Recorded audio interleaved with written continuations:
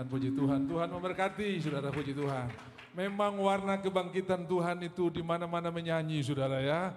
Semua orang menyanyi, anak kecil menyanyi, orang besar menyanyi, dan sekarang kita menyanyi sama-sama. Amin.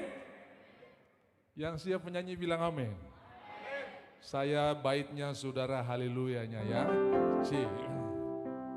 Kristus bangkit soraklah.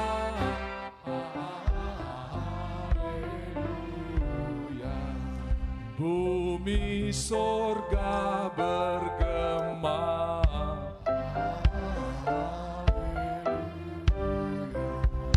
berbalasan bersyukur,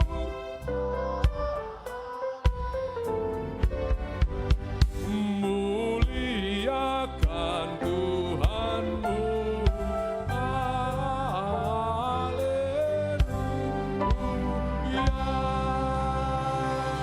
Yuk gantian saudara, Kristus bangkit, 3.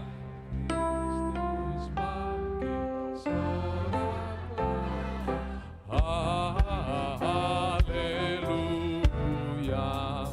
Bumi sorga bergema, haleluya.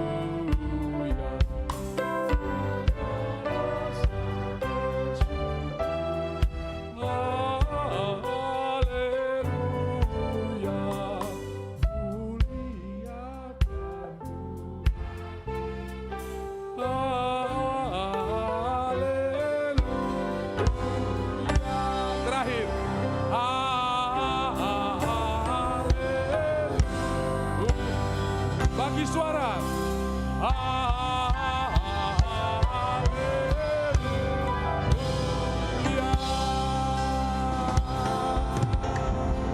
Amin. Selamat mengalami kuasa kebangkitan Tuhan. Terima kasih anak-anak sekolah minggu yang sudah menyanyi. Terima kasih saudara-saudara di PDN yang sudah menyanyi. Memang saudara firman Tuhan berkata dalam kitab Mazmur, dari anak-anak kecil, dari bayi-bayi, anak-anak yang masih menyusu, telah engkau taruh perkataan-perkataan yang membungkamkan musuh dan pendendam. Sudah tahu berapa banyak keluarga yang diselamatkan hanya karena anak-anak? Ya, anak-anak ini bisa menyampaikan kabar kemenangan, dan saudara tahu waktu Tuhan Yesus proses penyalipan sampai dia bangkit, banyak hubungan-hubungan yang rusak dipulihkan oleh Tuhan. Salah satunya Herodes dan Pilatus itu tidak akur, tapi mereka menjadi akur. Saya mendengarkan kesaksian ada seorang istri yang mengadu kepada pendeta atau gembalanya, di mana kakaknya telah memberikan cerita bohong kepada mamanya sampai mereka putus hubungan 6 tahun. Saya bisa bayangkan 6 tahun ya, mamanya tidak mau terima telepon, tidak mau lagi berhubungan, dan dia begitu sedih sekali sampai akhirnya dia mulai mengambil keputusan untuk meninggikan Tuhan, memperkatakan firman Tuhan. Kenapa? Karena kita akan mengalami dan menerima apa yang kita ucapkan. Mati hidup dikuasai oleh lidah, siapa suka mengemakannya akan memakan buahnya. Lalu dia mulai mengucapkan, Tuhan, hubungan kami akan baik-baik saja. Kami akan mengalami pemulihan yang lebih luar biasa karena kuasa kebangkitan Tuhan sanggup memulihkan hubungan yang rusak. Saudara, 6 tahun kemudian ternyata ibu ini akhirnya tahu cerita yang sebenarnya, dan abangnya yang bercerita bohong kepada ibunya mengaku saya salah. Akhirnya dia berkata, tolong ajak adikmu, mama pingin ketemu. Lalu mereka ketemu di satu mall, saudara. Dari jauh mereka berlarian seperti anak yang hilang dalam Lukas 15. Lalu mereka berpelukan dan terjadi pemulihan yang luar biasa. Saya percaya kuasa kebangkitan sanggup memberikan pemulihan bagi hubungan yang rusak. Yang setuju katakan amin. Tidak ada yang panic attack lagi, tidak bisa tidur di waktu malam. Kerjanya hanya hitung cicak dan plafon lalu mulai mempersalahkan orang. Tapi dia mulai memuji dan meninggikan Tuhan. Tuhan memberikan rasa tenang yang luar biasa. Di mana Adam mendapatkan istri waktu istirahat. Nuh mendapat kasih karunia. Kejadian pasal 6, Nuh artinya istirahat. Istirahat mendapat kasih karunia. Waktu Daud ingin membangun bait Allah, Tuhan berkata, tanganmu terlalu penuh dengan darah. Anakmu Salomo yang akan membangun bait Allah. Tahu arti Salomo? Shalom, damai sejahtera atau istirahat. Dialah yang membangun bait suci. Bapak Ibu, saya sudah ingatkan kemarin bagaimana domba yang hilang itu tidak melakukan perjalanan pulang. Yang melakukan perjalanan perjalanan pulang adalah gembala yang menemukan domba itu. Domba itu hanya istirahat di atas pundaknya. Tiba-tiba tempatnya berubah, tiba-tiba situasinya berubah, tiba-tiba sudah ada pesta. Saudara istirahat di hadirat Tuhan. Hari-hari ini yang dibutuhkan oleh dunia adalah istirahat. Bukan berarti saudara tidak perlu bekerja, tapi saudara bekerja dalam ketenangan. Saudara pulang dalam sukacita, diberkati waktu bangun, diberkati waktu tidur, diberkati waktu waktu, diberkati waktu keluar. Engkau akan mengalami berkat-berkat. Kenapa? Karena kutuk sudah dipatahkan. Bahtera Nuh itu akhirnya kandas di sebuah gunung namanya Gunung Ararat. Arar artinya kutuk, Ararat artinya kutuk yang sudah dipatahkan. Saudara kalau dikonversi ke tanggal Yahudi, begitu dia sandar atau kandas di Bukit Ararat itu tanggal 17 bulan Nisan. Yesus masuk ke dalam Yerusalem tanggal 10 Minggu Palem. Dia disalibkan, dia mati disalibkan pada tanggal 14, di karantina 4 hari. Lalu dia bangkit pada tanggal 17, inilah hari kebangkitan. Ararat, di mana tabut Bahtera Nuh berhenti di sana. Kutuk telah dipatahkan. Jadi sudah bisa lihat gambaran tentang Bahtera itu adalah Kristus. Bagaimana dia telah menyelamatkan kita. Nuh masuk ke dalam Bahtera. Kemudian Tuhan yang menutup pintunya. Lalu Bahtera itu mulai berjalan. Bukan Nuh yang bawa Bahtera, tetapi air itu yang mengalirkan Bahtera itu. Dan akhirnya Bahtera itu berhenti di Gunung Ararat. Siapakah Bahtera itu? Ialah Kristus. Saudara, engkau boleh gagal, engkau boleh jatuh tapi bukan jatuh di luar Bahtera, tetap di dalam Bahtera. Boleh terpeleset tapi tetap terpeleset dalam anugerah Tuhan, di dalam Bahtera, bukan di luar Bahtera. Dan sudah tahu Bahtera itu tidak punya jendela samping, hanya punya jendela atas untuk menerima cahaya matahari. Saudara-saudara, hari ini begitu banyak orang membuka jendela sampingnya untuk melihat yang terjadi di dalam dunia ini. Ada perang, ada krisis, ada fenomena-fenomena yang terjadi. Lalu mereka mulai stres. Hari ini tutup jendela samping, lalu mulai lihat pertolongan yang datang daripada Tuhan. Mazmur 121, aku melayangkan mataku ke gunung-gunung, sesuatu yang bisa diraba, sesuatu yang bisa dipegang, sesuatu yang bisa ditaklukkan. Gunung, bahkan gunung tertinggi di dunia ini pun sudah ditaklukkan oleh manusia. Tetapi pertolonganku datang daripada Tuhan. Tidak kelihatan tapi nyata kuasanya. Tidak kelihatan tetapi kita bisa hidup sampai hari ini. Bisa bilang amin? Dari manakah kata pertolonganku? Mazmur 121, pertolonganku ialah dari Tuhan yang menjadikan langit dan bumi. Tuhan yang menjadikan segalanya dan Tuhan yang punya semuanya. Yohanes pasal yang pertama ayat 11, ia datang kepada milik kepunyaannya, semua ciptaan Tuhan. Air harus menopang dia ketika dia berjalan di atas air, karena itu milik kepunyaannya. Angin dan badai harus tunduk kepada perkataannya, karena itu milik kepunyaannya. Dan saudara tahu ketika Simon Petrus tidak bisa menangkap ikan, tidak berhasil menangkap ikan semalam-malaman. Waktu yang tepat untuk menangkap ikan, dia tidak mendapatkan apa-apa. Sementara waktu yang tidak tepat, dia harus istirahat, dia harus menyimpan perahunya, dia harus membersihkan jaringnya. Justru di waktu yang tidak tepat menurut manusia, itulah waktunya Tuhan. Tuhan punya kairos buat saudara. Saya berdoa dalam minggu ini saudara akan bertemu dengan waktu Tuhan yang luar biasa, yang di luar prediksi saudara, yang di luar anggapan saudara. Saya bertemu dengan seorang yang bersaksi, Bapak, saya punya nama selalu dicoret untuk promosi. Nama itu sudah sampai di meja pusat selalu dicoret oleh banyak orang. Mereka menjelekkan saya. Lalu satu ketika saya tetap bersuka cita, saya tetap bersyukur Tuhan punya rencana. Ya, saya sempat berdoa bersama-sama. Lalu saudara-saudara apa terjadi? Satu ketika ada kunjungan dari wakil menteri di mana instansi atau institusi dia berada. Lalu yang harus menjemput itu adalah Kak Kanwil. Tiba-tiba Kak Kanwil berkata begini, kamu yang jemput saya lagi berhalangan. Akhirnya dia menjemput, lalu dikasih tahu yang jemput orang ini. Nah ternyata wakil menteri ini sudah mendengar namanya tapi belum ketemu orangnya. Begitu ketemu dia bilang, loh kamu ini ya yang selalu dicoret ya, memang Bapak sudah dengar. Nanti kita lihat ya, kesempatan-kesempatan. Sudah dia tidak pernah mengatur pertemuan itu. Dia tidak pernah merencanakan hari itu akan bertemu. Dia tidak pernah, karena setiap kali usahanya untuk bertemu dengan orang-orang di pusat selalu dihalangi. Selalu ditutup, selalu dihalangi. Tapi hari itu bukan dia yang cari orang, orang yang cari dia saudara ya. Dan akhirnya terjadi percakapan, Bapak, kami sudah punya kesepakatan, kami sudah punya percakapan. Selama ini yang saya upayakan, yang saya sudah mau tembus tidak bisa. Tapi ternyata waktu saya mulai bersyukur dan percaya kuasa kebangkitan Tuhan, saya bisa bertemu dengan kairosnya Tuhan. Saya tahu ada banyak kairos yang sudah ketemu sepanjang hidup di dalam minggu ini. Dan percayalah, kemenangan-kemenangan sudah menjadi bagian saudara. Petrus bertemu dengan kairos, tebarkan jalamu dan engkau akan menangkap ikan. Lalu di dalam Lukas pasal 5 Petrus berkata, Guru, telah sepanjang malam kami mencobanya. Di waktu yang tepat kami sudah mencobanya, tapi kami tidak mendapatkan apa-apa. Tapi karena Engkau memerintahkannya, aku akan melakukannya juga. Dengarkan Bapak Ibu, hari itu bukan perahu atau bukan jaring yang cari ikan. Ikan yang cari jaring. Karena Tuhan yang punya ikan. Tuhan bilang, ikan semua kau bangun, hari ini cuma satu jaring yang turun di danau. Kau cari jaring itu, masuk ke sanalah. Karena dia yang punya berkat, dia yang punya kekuatan, dia yang punya segalanya. Dia tinggal perintahkan datang kepada saudara. Mazmur 133, kesanalah Tuhan memerintahkan berkat kehidupan untuk selama-lamanya. Penunggu berkat itu Tuhan, bukan Gunung Kawi. Penunggu berkat itu Tuhan, bukan Gunung Dovonsoro. Dan kalau Tuhan yang kirim berkat, di dalamnya ada kehidupan. Sudah tahu kehidupan itu apa? Sukacita, damai sejahtera. Saya ulang lagi, saudara, orang yang mendapatkan firman Tuhan, Amsal pasal 3 ayat 16-17. Yang pertama panjang umur, semua bilang panjang umur.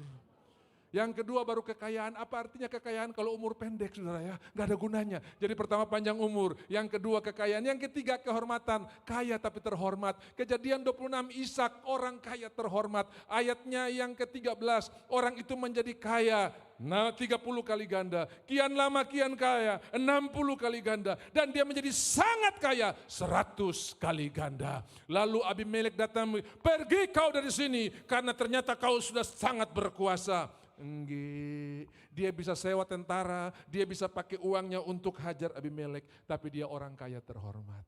Saya percaya saudara orang kaya yang terhormat. Amin. Tidak pakai kekayaan untuk menyombongkan diri, tapi sudah tahu untuk apa Tuhan kasih berkat untuk melayani Tuhan. Itu orang kaya terhormat. Kok tertahu siapa saya ya? Oh, saya bisa kasih habis kolo. Seperti Pilatus. Tidakkah engkau tahu bahwa saya berkuasa untuk membebaskan atau menghukum engkau? Kalau bukan kuasa itu datang dari Tuhan, engkau nggak punya apa-apa. Takut dia, saudara ya. Lalu ketakutan dia. Bapak Ibu, saya berdoa saudara akan dapat promosi yang luar biasa. Amin. Loh, macam tidak mau promosi kah, saudara ya? Begitu boleh, saudara ya. Tidak ada yang salah dengan posisi, tidak ada yang salah dengan kedudukan. Tetapi saudara mau pakai apa kedudukan itu yang penting.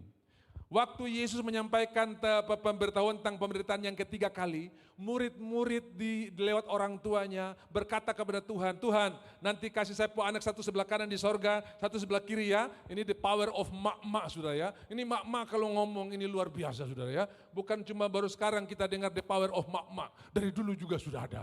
Ya, mama dari Yakobus dan mereka bilang, Tuhan tolong saya kasih di sebelah kanan. Tuhan lagi ngomong tentang penderitaannya, mereka bicara tentang posisi. Tuhan bilang, tidak ada yang salah. Barang siapa yang menjadi pemimpin, biarlah ia menjadi pelayan atau hamba bagi saudara-saudaranya. Saudara lihat, tidak ada yang salah dengan minta promosi, tidak. Tapi saudara pakai promosi itu untuk apa? Itu yang menjadi pertanyaan.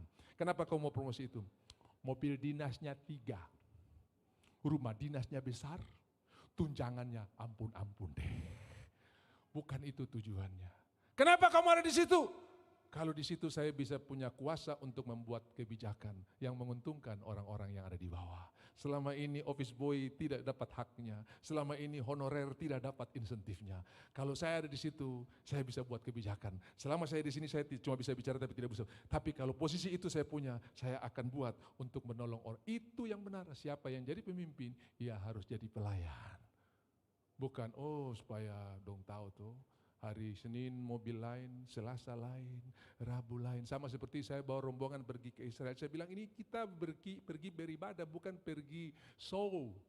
Saya kaget ada ibu punya koper 2, ternyata baju kuning, sepatu kuning, baju hijau, sepatu hijau, baju merah, sepatu merah. Saya bilang, siapa mau angkat kopi di Mesir terhadap Potter, kau tarik sendiri koputasi itu, saudara ya. Karena menyeberang dari Mesir pergi ke Israel itu masing-masing bertanggung jawab atas barang-barangnya, saudara ya.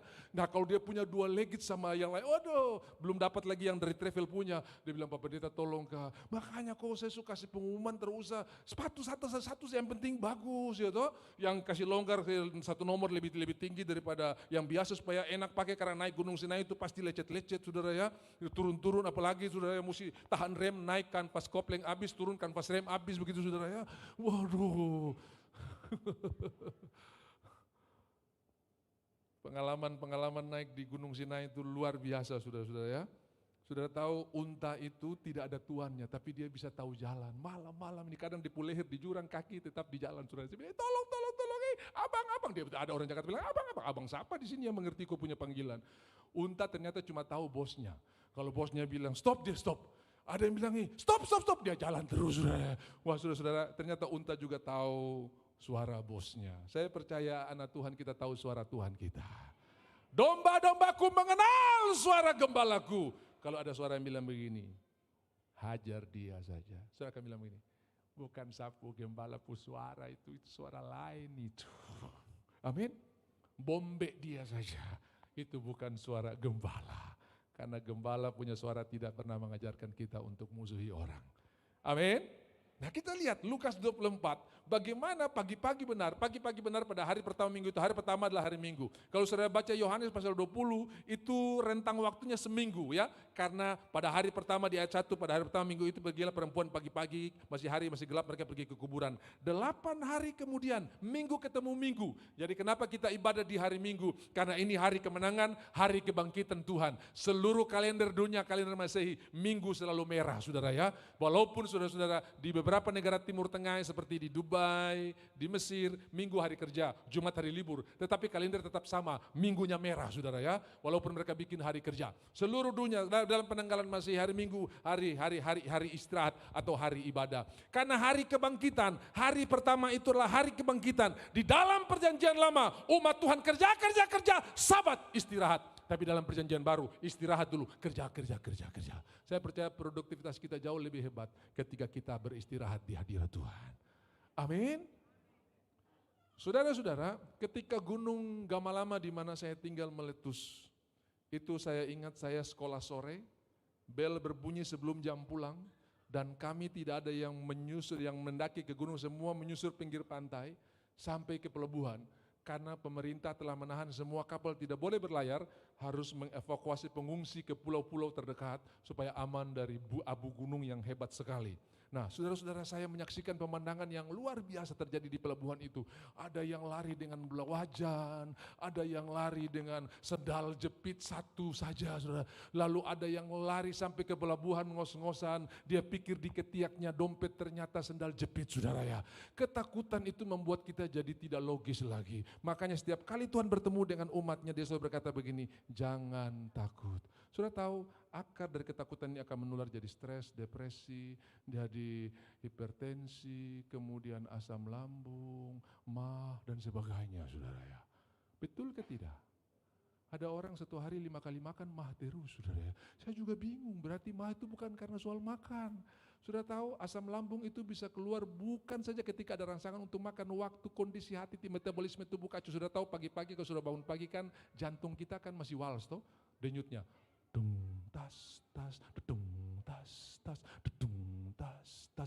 Tapi begitu tetangga start motor dari wals jadi metal. Manusia paling kurang ngajar, air putih dulu. Lama-lama jantung bocor cuma gara-gara start motor di sebelah, saudara ya.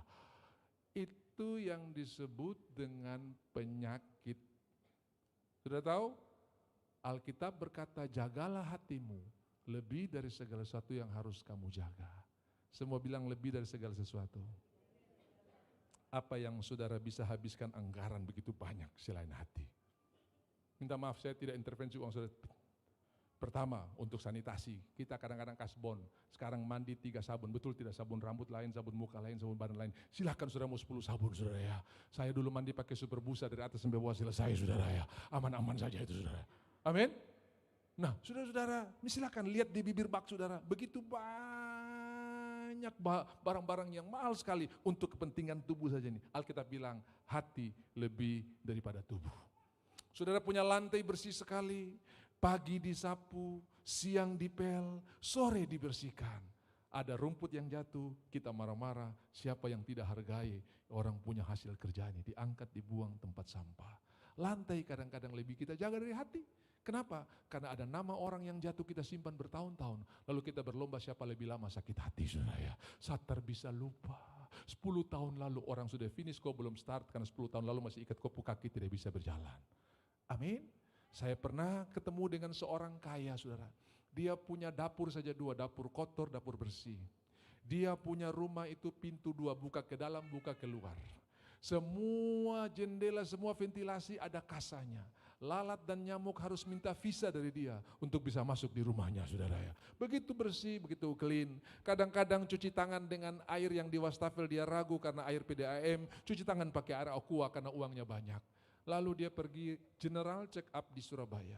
Begitu pulang dia sampai ke akhir hasilnya, kami juga kaget, dia kaget, istrinya kaget, semuanya kaget karena dokter vonis dia kena hepatitis B, saudara ya. Mungkin bahasa sederhananya itu lever bengkak, saudara ya. Lalu kami periksa dia pola makan bagus, semua bersih, makan teratur, indah sekali. Kadang-kadang pagi buah, siang makan berat, sore snack saja, buah saja. Kok bisa kena hepatitis B? Selidik punya selidik, kita berdoa mencari wajah Tuhan. Ternyata saudara, hatinya itu penuh dengan daftar nama orang yang dia nggak suka. Nomor 1 ini, nomor 2 ini, nomor 3 ini karena terlalu banyak. Bangka saudara ya, bengkak. Dan hepatitis B ini paling banyak terdapat di Manado. Karena orang Manado kalau jengkel dia bilang begini, so bangka dada kita. Itu hepatitis B saudara ya. Bilang kiri kanan karena so dengar itu. Ternyata hatinya penuh dengan daftar nama orang yang dia tidak suka. Ini satu paling mengecewakan, ini satu paling kurang ajar. Karena terlalu banyak. Sementara hati kita tidak dirancang Tuhan untuk menyimpan nama orang. Tapi dirancang untuk mendengar dan menyimpan firman Tuhan. Mazmur 119 ayat 115, maka perkataanmu kutaruh dalam hatiku. Firmanmu itu pelita bagi kakiku. Maka perkataanmu kutaruh dalam hatiku supaya aku jangan berdosa kepadamu. Di luar firman Tuhan yang saudara simpan bikin kita berdosa. Makanya saudara kalau saudara simpan nama orang, gak usah lihat orangnya, lihat pagarnya saja. Hati jadi kacau, betul tidak? Itu pagar merah tuh manusia paling kurang ajar di dok sudah ini. Kalau ada jalan lain untuk pergi ke rumah saya tak akan lewat dia pemuka rumah. Tapi karena jalan cuma satu, tiap kali lewat, saya jantung tak pukul lihat pagar ini. Terus kalau dia meninggal saya tidak mau batu nisan saya ditulis mati karena lihat pagar, saudara saya tidak mau. Saya mau mati dalam pertandingan yang baik. Amin. Betul kan saudara? Orang kalau lagi jengkel itu gak usah lihat orangnya, lihat dia punya barang saja, jadi tidak suka. Betul tidak? Dia mobil lewat, biar celaka di jalan. Padahal yang bawa orang lain ini saudara, yang bawa orang lain bukan dia yang bawa. Kita berdoa susahlah semua saudara ya. Betul tidak? Sama orang kalau lagi kasmaran juga begitu sama. Kalau lagi kasmaran, lagi jatuh cinta, tidak usah lihat dia orang, lihat dia barang saja, hati berbunga-bunga. Begitu lihat jemurannya dia, aduh tuh daster yang dia pakai kemarin, padahal daster sebolong-bolong ini saudara, hancur punya. Semua bolong-bolong tertutup karena cinta saudara ya. Semua bolong-bolong tertutup, kenapa? Ada ayatnya, kasih menutup banyak sekali pelanggaran saudara. Udah tertutup semuanya. Berbunga-bunga, apalagi ketemu sama. Kalau sudah lagi jengkel, nggak usah ketemu orangnya. Lihat barangnya, lihat kepemilikannya, propertinya, jengkel. Tapi kuasa kebangkitan Tuhan menyembuhkan kita dari segala penyakit. Bisa bilang amin? Makanya saya selalu berkata buat saudara, ketika saudara mengampuni itu bukan untuk kebaikan orang yang menyakiti saudara, tapi kebaikan saudara. Waktu saudara mengampuni itu bukan kebaikan, masa dia yang kurang ajar menurut saya yang mesti. Tidak, itu untuk kebaikan saudara, supaya saudara keluar dari penjara sakit hati yang selama ini saudara dengar, selama ini saudara alami. Saudara-saudara, mari kita lihat di dalam Lukas pasal 24, pada pagi-pagi itu perempuan-perempuan pergi ke kuburan, mereka membawa minyak dan rempah-rempah. Saudara, saya bertanya buat saudara, kalau mereka membawa minyak dan rempah-rempah, apakah mereka ingin bertemu dengan Yesus yang mayat atau Yesus yang bangkit?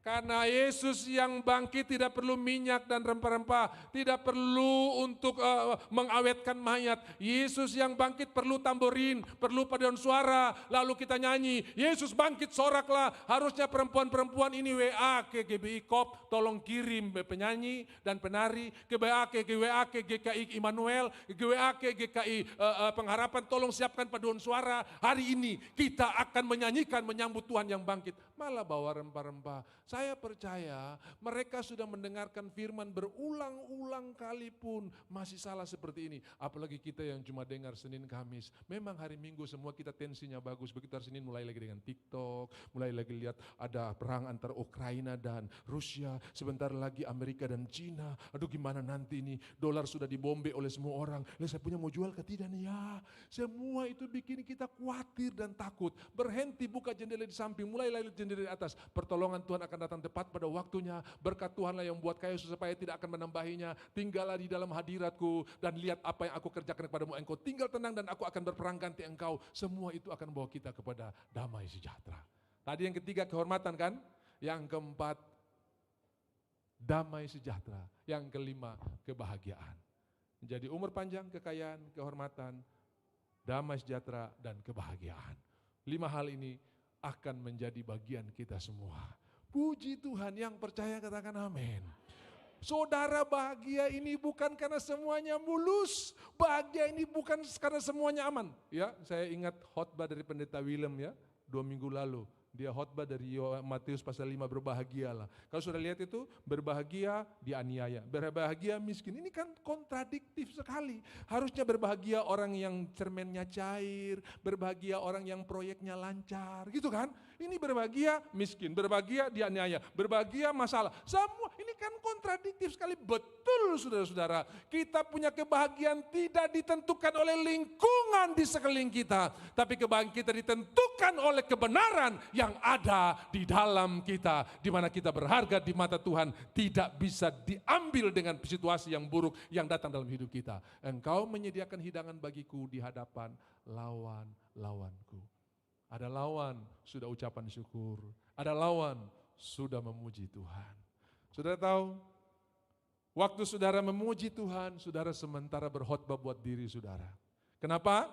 Karena puji-pujian itu firman Tuhan yang dipasang not. Salah satu puji-pujian yang dibuat dalam peristiwa kebangkitan Tuhan Yesus adalah nyanyian rohani nomor 111. Tinggal sertaku kawan yang kudus, itu diambil dari Lukas 24. Tuhan, hari sudah hampir malam, jangan lalui kami. Mari tinggal tiada tolongan hai bagi lain, engkau tinggal bersama saya. Lagu ya, Tuhan tinggal sertaku. Itu lagu yang saya paling suka sejak kecil. Saya ini pembantu ayah saya seorang majelis.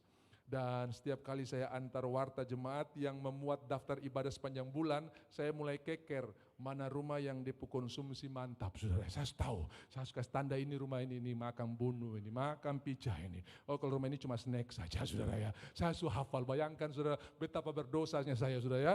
Kalau mau hitung jadi pendeta mungkin gak masuk kualifikasi. Karena apa? Pilah-pilah mana rumah mantap dan tidak saudara ya. Jadi saya suka hafal kalau rumah ini pasti mantap. Lalu setiap kali pergi ke ibadah, saya bukan mau menyanyi, bukan mau dengar firman, cuma mau tunggu lagu nyanyian rohani 111 ini naik. Tinggal serta, biar saya lagi mimpi indah, kalau lagu ini naik saya pasti bangun, karena sebentar lagi konsumsi sudah mau keluar saudara ya. Karena hampir seluruh ibadah di zaman itu, lagu ini ditaruh di akhir. Jadi begitu lagu ini naik, sudah sebentar konsumsi keluar. Wah, saya bilang mantap. Kadang-kadang saya bilang, lama sekali dong nyanyi lagu ini, lama sekali saya tunggu-tunggu, akhirnya naik, puji Tuhan, akhirnya kelegaan pun tiba, gitu ya. Begitu doa berkat, jalan.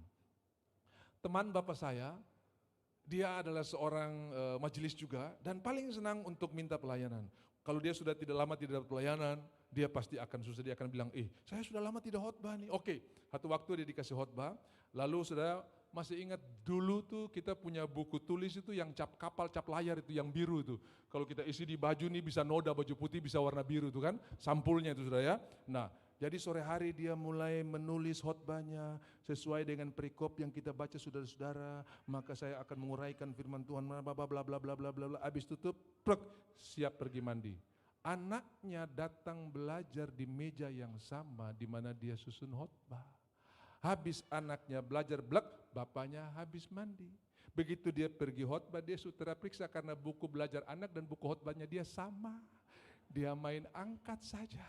Lalu ibadah pun berjalan. Ketika tibalah khotbah, dia mulai ambil bukunya dan dia berkata, saudara-saudara, sesuai dengan perikop yang sudah kita baca tadi, dia berteriak keras-keras, ya matematika. Dia salah bawa buku saudara, buku matematika anaknya yang dibawa. Saya ingat ada satu pendeta praktek yang datang, akhirnya dia gantikan. Ini bapak saya masih ingat namanya, wajahnya saya masih ingat. Karena itu tadi tuh, antar sekitar jemaat, antar warta jemaat, hafal ini orang-orang ini semua. Atau waktu kami ibadah malam, lalu dia tugas doa syafaat. Nah zaman itu doa syafaat dibaca, kami berdoa buat bangsa dan negara, Tuhan tolong, biar Tuhan berkati pemerintah kami. Begitu sampai tengah-tengah, lampu mati. Dan dia dengan percaya diri berkata kepada jemaat, "Jemaat, kita tunggu lampu menyala." Bayangkan, waduh, kapan kita pulangnya ini, saudara ya. Untung ada yang bawa senter, saudara ya. Akhirnya doa syafaatnya dilanjutkan. Mungkin hampir sama dengan perempuan yang pergi bawa minyak rempah-rempah ini. Banyak kekurangan, banyak kelemahan, tetapi itu tidak menghalangi Tuhan untuk memberkati kita. Saya khotbah kamu ulang-ulang, kamu terlaku sekali. Tidak, tak ada satupun kalimat yang mengklaim atau mendiskreditkan. Makanya orang di dalam Tuhan itu tidak pernah mendiskreditkan orang lain. Karena Tuhan kita, Tuhan yang menerima kita apa adanya. Saya bilang amin. Dia selalu memberikan penghargaan. Ketika saya masih menjadi staf di salah satu gereja, waktu itu kami mau bawa rombongan pergi ke Israel. Lalu ada office boy yang saya minta tolong fotokopi paspor ya. Tidak jauh dari kantor gereja ada fotokopi. Saudara, 5 menit kemudian dia balik dengan hasilnya. Saya senang sekali, terima kasih kamu sudah melakukannya. Tapi ternyata yang dia fotokopi adalah kulit paspor, saudara ya. Saya bilang, puji Tuhan. Tapi yang saya minta, yang di dalam yang ada gambar foto, sudah tahu 3 menit dia balik. Kenapa? Karena saya hargai effort dan usahanya. Tuhan selalu menghargai usaha kita walaupun keliru. Waktu Tuhan mengutus 70 murid, dia berkata begini, ayo pergi, beritakan Injil, jangan pusing-pusing dengan bawa baju banyak-banyak, bawa 2 pakaian saja. Makanya saudara, orang terlambat di ibadah itu gara-gara baju terlalu banyak, betul tidak? Yang punya 3 lemari itu pasti lonceng 3 belum selesai pilih baju, saudara ya. Tapi yang punya 2 selesai. Minggu lalu hitam, sekarang putih, hitam, putih, hitam, putih. Nggak bakalan terlambat, saudara ya. Jadi pulang bungkus tuh yang bikin terlambat, kasih buat orang lain gara-gara koni saya terlambat terus ini. Bungkus dia kasih buat orang lain. Minggu depan sudah nggak akan terlambat, percaya. Makan apa yang diberikan kepadamu, jangan pilih-pilih. Lalu sesudah magang selesai, mereka bawa pulang laporan, Tuhan, kami melihat iblis, kami mengalami mujizat yang luar biasa. Orang di Entrop bangkit, orang di Kota Raja sembuh, orang lumpuh berjalan. Yes, aku melihat iblis jatuh seperti kilat dari langit. Tapi kalau kamu bersuka cita, jangan karena hal itu, tapi bersuka cita karena namamu tercatat dalam buku kehidupan. Dihargai dulu. Mereka bawa minyak dan rempah-rempah. Tuhan tidak bilang begini, kamu ini saya khotbah sampai 4 kali, di mana kamu pun otak, di mana kamu pun. Saudara-saudara, ternyata penghargaan itulah kunci untuk membawa kemenangan. Anak-anak yang selalu dihargai, jauh lebih sehat, jauh lebih pintar, jauh lebih sukses. Pernah dibuat penelitian, dibuatlah tanaman di pot bunga, lalu dipisahkan 5 di sebelah kanan, 5 di sebelah kiri. Yang 5 di sebelah kanan tiap hari diucapkan, tanaman kau mantap, kau diberkati, kau akan berbunga luar biasa. Subur, saudara. Tanamannya kau terlaku sekali ini, kau ini kaskado nih, saudara. Tanaman itu seperti mati, tidak ada kehidupan untuk bertumbuh. Ternyata tanaman itu adalah makhluk hidup, betul. Makhluk hidup atau tidak? Makhluk hidup. Karena dia bisa sudah coba saudara ambil, saudara punya pot bunga, yang tadinya dia punya daun menghadap ke timur, saudara putar. Lama-lama dia juga refleks akan cari matahari, karena dia makhluk hidup yang memerlukan juga matahari.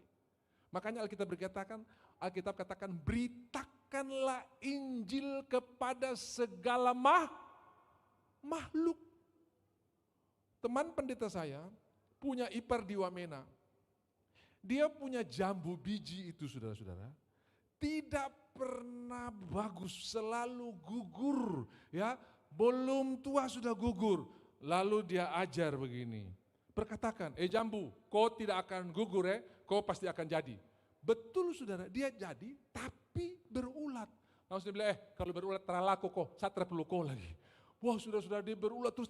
Lalu dia datang sama, sudah bernubuat, sudah ucapkan firman Tuhan. Sudah, tapi dia berulat sekarang. Terus kau bilang apa? Kalau begitu kok saya terpeluk kau lagi. Kau minta maaf sama dia ajar sih bilang, masa minta maaf sama jambu tuh saudara ya? Dia bilang, lalu dia mulai jambu, mulai kali ini kau akan berbuah yang bagus. Saudara-saudara, mujizat itu terjadi dan dia sudah makan jambunya. Kami pergi ke Genyem, mengajarkan tentang hal ini. Ucapkan berkat buat ternakmu, ucapkan berkat buat tanamanmu, ucapkan berkat buat tumbuhanmu, ucapkan berkat buat pohon-pohon yang ada di. Saudara, ada seorang pendeta praktek. Di halaman rumahnya itu ada buah rambutan, ada pohon rambutan. Dan tiap hari dia ucapkan rambutan, yang lain pakai musim, kau pakai musim. Dan kau akan berbuah sepanjang masa. Saya ucapkan dalam nama Tuhan Yesus, kau mesti berbuah terus.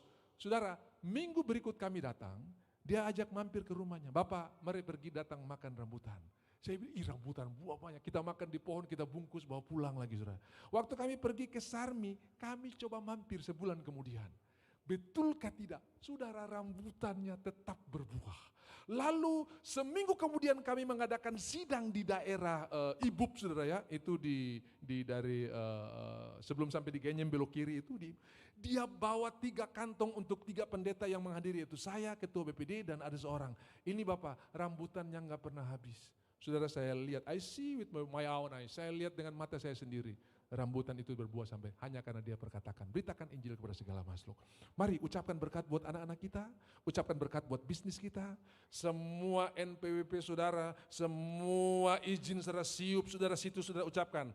Sebentar lagi saya akan tanda tangan kau karena ada perjanjian pekerjaan yang sangat luar biasa dalam nama Tuhan Yesus. Pergi tidur saja. Begitu kau ucapkan, Tuhan yang akan mengerjakannya. Bagaimana tumbuhnya kita tidak tahu, tapi Tuhan yang akan mengerjakannya. Alkitab tulis seperti seorang petani yang menabur benih, dia pergi tidur, bagaimana tumbuhnya dia tidak tahu, tapi buktinya ada hasil yang keluar. Ucapkan benih firman Tuhan, ucapkan kebenaran. Bisa bilang amin. Mereka bawa minyak dan rempah-rempah. Tuhan tetap mengasihi mereka. Kegagalanmu seperti apa tidak menghalangi Tuhan untuk memberkati engkau. Kasihnya lebih besar daripada kegagalanmu. Tuhan Yesus sangat mengasihi saudara. Tuhan Yesus sangat memberkati saudara. Apa yang terjadi? Kita tinggal di dalam hadiratnya. Kita tinggal di dalam anugerahnya yang luar biasa. Domba itu ditaruh istirahat di atas pundaknya. Gembala itu yang membawa ke tempat tujuan. Mereka bangun pagi-pagi, bawa minyak dan rempah-rempah. Saya akan berakhir di cerita ini. Kita lihat sebentar Lukas pasal 24 itu. Mereka mendapati batu sudah terguling dari kubur itu. Lagi berpikir gimana supaya batu itu terguling. Mereka mendapati sudah terguling. Lagi berpikir bagaimana supaya persoalan selesai. Saudara akan mendapati persoalan itu sudah selesai. Karena Tuhan tidak menjawab saudara pada waktu saudara membutuhkan. Tuhan sudah siapkan jauh sebelum saudara membutuhkan apa yang engkau perlukan. Tuhan sudah siapkan jauh sebelum dunia dijadikan ini apa yang kau butuhkan. Termasuk pintu yang terbuka Tuhan sudah siapkan buat saudara. Saudara-saudara, ayatnya yang kedua, ayat yang ketiga, dan setelah masuk mereka tidak menemukan mayat Tuhan Yesus. Sebab orang hidup tidak perlu kuburan, kuburan hanya diperlukan oleh orang mati. Pada waktu tanda diberi, orang-orang yang mati dalam Tuhan akan bangkit. Makanya jangan pernah bilang begini, ini tempat peristirahatan terakhir. Tidak, ini tempat transit. Karena waktu bunyi sangkakala dibunyikan, orang yang mati dalam Tuhan akan dibangkitkan. Sesudah itu kita yang masih hidup akan dirubah dalam tubuh kemuliaan. Forever young, selama-lamanya muda. Nanti sudah ketemu engkong, oma lagi lari-lari di sorga saudara ya. Lagi tendang-tendang bola di sana saudara ya. Yang sudah berlutut, sudah loyo, di sana tubuh kemuliaan penuh dengan sukacita. Amin. Bahkan saya khotbah kemarin di anak-anak. Dalam masa itu, di dalam kerajaan 1000 tahun, anak-anak akan bermain dengan ular tedung, ular berbisa. Singa akan jadi binatang piaraan. Mereka akan usap-usap singa. Kenapa? Semua dikembalikan ke dalam Taman Eden. Makanya Roma pasal 8 berkata, segala makhluk merindukan saat anak-anak Allah dinyatakan. Saya percaya kita sementara menuju ke sana. Maksudnya apa? Di Taman Eden semua berjalan dalam kemuliaan Tuhan. Saudara tahu, di Taman Eden tidak ada ular berbisa, tidak ada singa yang makan daging, semua binatang makan tumbuh-tumbuhan hijau. Di dalam Kejadian pasal yang pertama, ayat yang ke-29-30, kepada semua tumbuh-tumbuhan, kepada semua binatang, baik yang terbang, baik yang melata, baik yang berjalan di bumi, kuberikan tumbuh-tumbuhan hijau menjadi makanannya. Makanya Nuh dan 3 anak hanya kumpul jerami untuk singa, untuk harimau, untuk semuanya. Kalau singa sudah makan daging, lapis Nuh rata. Tapi hari itu singa masih, pola makan berubah sesudah air bah. Dan saudara, segala makhluk merindukan. Kenapa? Nyamuk pada zaman Adam di Taman Eden tidak membawa malaria. Nyamuk itu iPod-nya itu Adam. Tapi nyamuk dalam zaman sekarang ini baru bunyi, mati. Berdarah langsung. Dia bilang begini, Satra suka yang begini nih. Saya mau seperti taman. Karena dulu di Taman Eden, waktu Adam mau tidur, nyamuk-nyamuk itu jadi iPod-nya dia. Nyamuk, gua mau tidur nih. Nyamuk kumpul.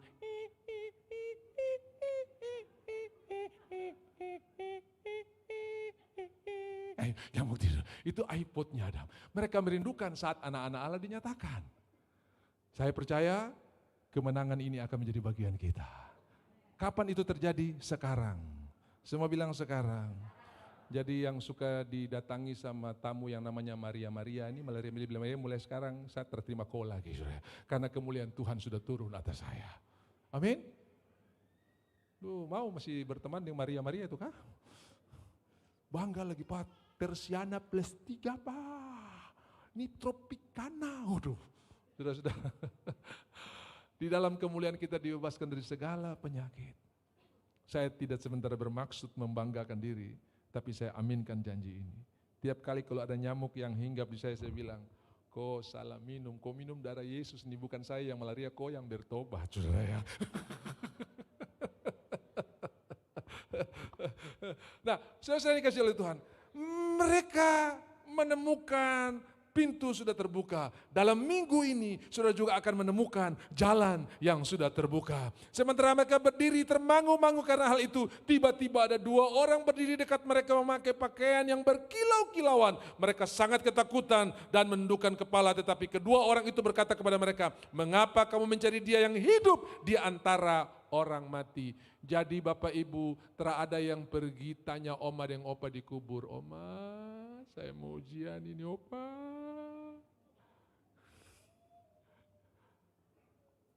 Kenapa bertanya kepada orang mati? Tanyalah kepada orang hidup. Yesus ada bersama-sama dengan kita. Silakan saudara pergi tabur bunga, tapi tidak ada yang bicara-bicara. Karena tidak ada hubungan antara orang hidup dan yang mati. Saudara, kita akan hidup dalam ditinggal tubuh kemuliaan yang luar biasa.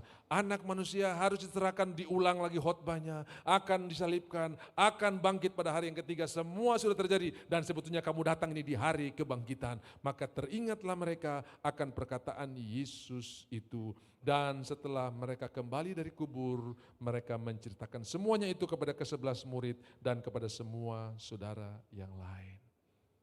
Tuhan akan kembalikan ingatan saudara yang rusak karena kebenaran firman Tuhan sanggup memulihkan saudara. Seorang ibu yang menderita stres yang begitu hebat, sampai suami pun dia tidak kenal, istri pun dia tidak kenal. Sudah dibawa ke psikiater, dikasih obat, tidak menolong. Sampai akhirnya mereka berkata, kasih dengar firman Tuhan. Mereka beli headset yang bagus, lalu mereka pasang di telinganya, dengar firman Tuhan. Minggu pertama perubahan sedikit, minggu kedua dia mulai kenal orang, minggu ketiga dia sembuh, firman Tuhan menyembuhkan. Lebih baik sudah dengar firman Tuhan, karena firman Tuhan menyembuhkan. Teringatlah mereka, dan saat itu juga mereka menjadi berkat bagi orang lain. Pintu-pintu terbuka di hadapan kita sudah Tuhan siapkan. Kutuk sudah dipatahkan, Ararat adalah tempat di mana bahtera itu sandar. Dan semua belenggu dipatahkan, Yesus bangkit, kita lebih daripada orang-orang yang menang. Yang percaya katakan amin. Saya lebih dari pemenang, saudara lebih daripada pemenang. Bukan cuma pemenang, tapi lebih dari pemenang. Hanya merefresh saudara kembali. Lebih dari pemenang itu bukan kita yang berperang, tapi Tuhan yang berperang ganti kita. Ya, ingatkan cerita, saya mau nantang Manny Pacquiao, petinju terkenal dari Asia yang menjadi juara dunia beberapa kali. Bahkan orang yang setinggi Marquito pun dia bisa hajar kasih KO, sudah ya. Bukan mosquito itu nyamuk, itu petinju tinggi. Saudara-saudara, lalu bayarannya 1 miliar. Pendeta Nobel lawan Manny Pacquiao. Saya latihan 3 tahun, dia latihan 3 jam. Karena dia adalah petinju profesional. Tibalah hari pertandingan, ronde pertama dibunyikan. Dia cuma main-main tangan kanan, karena kekuatannya tangan kiri. Pipi saya mulai merah. Ronde kedua dia main-main tangan kiri, mata saya mulai bengkak. Ronde keempat, mata kanan saya tidak bisa melihat dengan baik. Ronde kelima, mata kiri saya tertutup dua-duanya dan saya tidak bisa. Ronde keenam saya berdoa seperti Simpson, Tuhan kasih saya kekuatan kali ini saja. Biar dia tahu bahwa saya ada urapan Tuhan, misalnya begitu saudara. Tiba-tiba ronde ke-6 saya hajar dia kaget tuh. Saya hajar sampai terakhir wasit angkat sapu tangan, saya pemenang, dikasih hadiah, dikasih medali. Lalu saya pulang terhuyung-huyung, muka bangkap, mata sudah hampir tertutup, nyonyor kiri kanan. Istri saya tanya, kau dari mana? Bertinju. Dengan siapa? Manny Pacquiao. Pantas bukan level kamu. Jangan dulu marah. Kenapa? Saya menang. Buktinya mana? Ini 1 miliar. Dia ambil uang 1 miliar, dia isi di dompetnya. Saya yang nyonyor, dia yang ambil hadiahnya, saudara. Dia disebut lebih daripada pemenang. 2000 tahun yang lalu Tuhan sudah nyonyor di kayu salib. Dan hari ini kita terima tiketnya. Dia yang perang, kita yang dapat hadiahnya.